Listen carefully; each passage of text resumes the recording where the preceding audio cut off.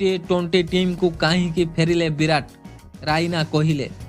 तेबे भारतीय cricket team टी20 विश्वकप 2024 पूर्व अफगानिस्तान विपक्ष रे अंतिम टी20 सीरीज खेलिबो।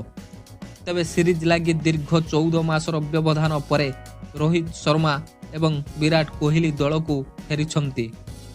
तेबे उभय खेलाड़ी 2022 रे इंग्लैंड विपक्ष रे टी20 विश्वकप सेमीफाइनल रे पराजय परठारु दलरु बाद पड़िथिले।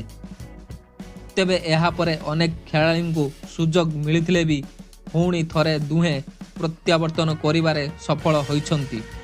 तेबे एमितिरे भारतर पूर्वतन क्रिकेटर सुरेश राइना कोहली टी20 टीम को केउ कारणरू फेरिछंती ताहा कहिछंती।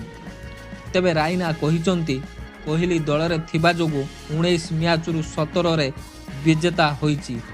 जेतेबेले आपण रन चेस करंती सेतेबेले मुंडरे हिसाब चालू थाए। एथिलागी चेस मास्टर विराट कोहली को दल को अणा जाइछि। तेबे कोहली को क्रिकेट जगतर किंग ऑफ चेस नाम रे जनाशुना। तेबे दिनिकिया एवं टी20 फॉर्मेट रे लक्ष्य को सफलता पूर्वक पीछा करिबा लागि तांको पाखरे योग्यता रहिछि। तेबे तांको उत्तराधिकारी एजाए भारतीय टीम को मिली नाही।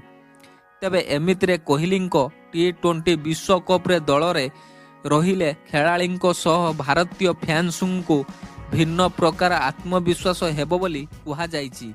Report OD.